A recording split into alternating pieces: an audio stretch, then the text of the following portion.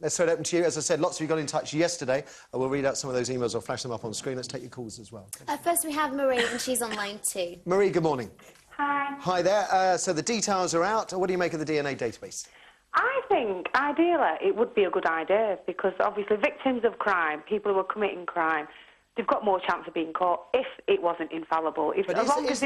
But is that a good enough argument that everybody has to give up a part of their personality, a part of their being, to the Rozzers in the hope that it will solve crimes? Well, if you're innocent and you're not the sort of person who's likely to commit crimes anyway, what is the point? Why would you be worried about it? It's like people going on about the Big Brother state with CCTV cameras and all the rest of it. It's only the people who've got something to fear who are really worried about it. No, because I'll say again that history will tell us, and it tells us over and over again, that if you give a government powers like this, they invariably abuse them for their own political ends, i.e. anti-war protesters stopped under terror acts when they're not demonstrating any terrorist traits whatsoever. They happen to be in a march against terror, OK? Their samples are held forever. That is a political decision.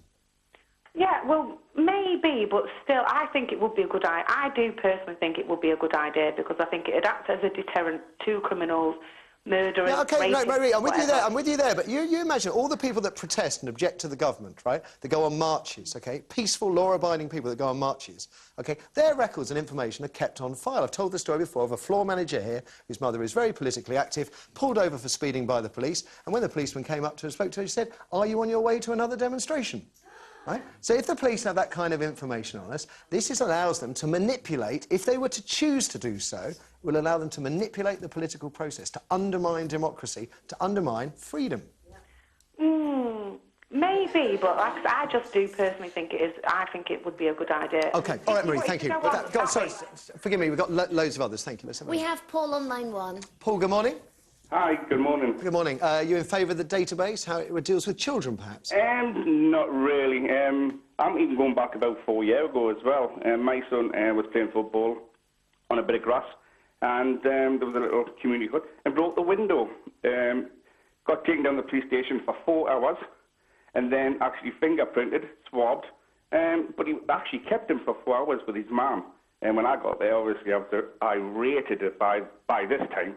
But 4 hours to keep a 12-year-old boy that's only broke a window playing football is absolutely disgusting. I mean, your caller has got no idea probably what it would be like for a 12-year-old boy to be in a police station for 4 hours. You know, that alone is a worry. What do you feel about the DNA sample then being held, in this case, what, for 3 years it would be now under the new regulations? Like your panelist says, it's a 1 in a chance, like they say it's like 1 in a billion chance that it could be. If you've got all these people database on the computer, eventually they will make mistakes. There will be eventually, they say everybody's got a double. So, I mean, no doubt the DNA will match somebody eventually. So, therefore, you can't, without a doubt, be caught up in confusion where you've got 2 DNAs exactly the same. I find it so insidious that a 12-year-old boy has his DNA taken because he's broken a window playing football. Is that we have all these procedures and systems and all the rest of it. People start to rely on the system and the procedure rather than their own human nous. And that situation is a clear example, isn't it, of a policeman saying, "Listen, you get home, you're in trouble. I'll be telling your dad about you." Instead of taking them down and sitting in a blooming police. You know, common sense out the window because we've got a procedure to follow. That's a real concern of mine.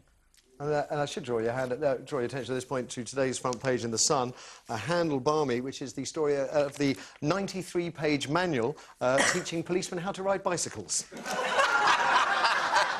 Thank you for the call, Paul. Let's have another. We have Tony on line 3. Tony, good morning. Good morning. Are you in favour of the DNA database? I am. I mean, lots of the reasons have already been given.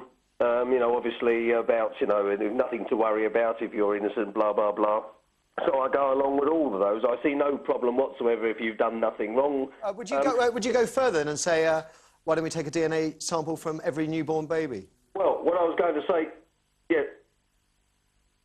what I was going to say was that, right, I think there comes an age where you have a cut-off. But, yes, I would have no problem with everybody giving DNA.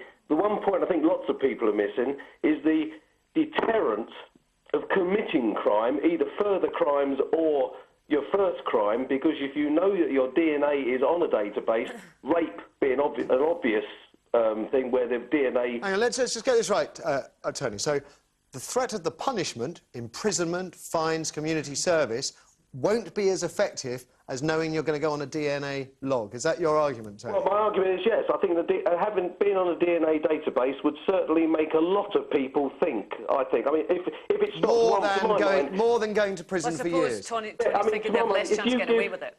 If you give DNA, it doesn't do you any harm whatsoever if you've done nothing wrong. To my mind, if it stops one rape or one murder, then it's worth it. OK. Simple as that. OK. And what if it doesn't stop any rapes or Well, murders? I think it will stop a lot of people. OK. And what if it means innocent people end up spending years in jail because of a cock-up over DNA, which means that they are accused or charged and convicted of something they never did? Well, of course, obviously, you can have a cock-up in any evidence which can arise in that, but it's most unlikely in DNA. Obviously, there would have to be safeguards. But if there is the possibility, just the remote possibility that one innocent person could be convicted through a problem through DNA, how are you going to know who that is? How are you going to work out the system? Every single person who's conviced will just say, as soon as you have one of those things, the DNA sample is... And how do you balance it? I think what you're doing is you're overplaying the importance of DNA. If they make this work, which obviously they won't because they're all idiots. But what the idea is that this is just a helpful tool if it's implemented for if this is inadmissible circumstantial evidence, right? So we've got a DNA sample and... You know, I've got a witness that says it was somewhere else. But what you've got is you've got a suspect. Yeah. You've not got, you shouldn't be able to, as you can't in America. You know, you can't be convicted on DNA evidence. All it can do is be a pointer because it's fallible. I tell you, if we want to stop all rapes and murders and crimes, why don't we just force everybody to stay in their homes all the time? I mean, it's one solution. There'll be no more rapes, no more murders. Everybody stays in their home. Have you read 1984 by George Orwell? I mean, it's kind of what... And they all stay it was a warning, not a guidebook. They watch a computer and it tells them to bet on things and they read articles that, you know, that tell them whether they're clever or not. So it's sort of on its way, really, you know, that sort of... I've just got this problem with this phrase of, if you've got nothing to hide, what are you scared about? I just want people to know my business. Right. Can I just have my own privacy? No, not anymore. Do you know what I mean? That's all I want. You made that point about the Oyster card, which I was amazed about. Yeah. Well, you know, an Oyster card... I went to the Underground to get an Oyster card, and they said to me, if I registered it, I'd get a cheaper rate on the system. And I said, well, I don't actually want to register it, because then you've got all my details, my name, my address, and you know everywhere I've been. So I've opted for not registering, so I'm being penalised by paying more off my Oyster card, just because I don't want Big Brother knowing Well, I think what we should do is take a DNA sample from you, because I don't think you're fitting in to the kind of society that we want. I think you're absolutely right. Why don't you want to be part of the society? Why? What are you afraid of? What are you trying to hide? I'm afraid of somebody cloning me and then and then fitting me up. Is that a mouse's ear I can see behind her? Right. Cynicism is alive and well, thank heavens. After the break, we'll carry on. Would you share your partner? Don't be squeamish about it. There are plenty of people that do it on the sly, OK? Mistresses, for example. But what if everything was above board and open? You get your lover when they're in the country, and someone else gets him when he's abroad. In return for sharing, they bankroll your lifestyle. Are you telling me you wouldn't be tempted? 0207 173 5555 is the number of your thoughts, and maybe even your experiences. Would you share your partner? You tell me in 3. According to psychologists, humans are genetically predisposed to be monogamous. True or false? Find out after the break.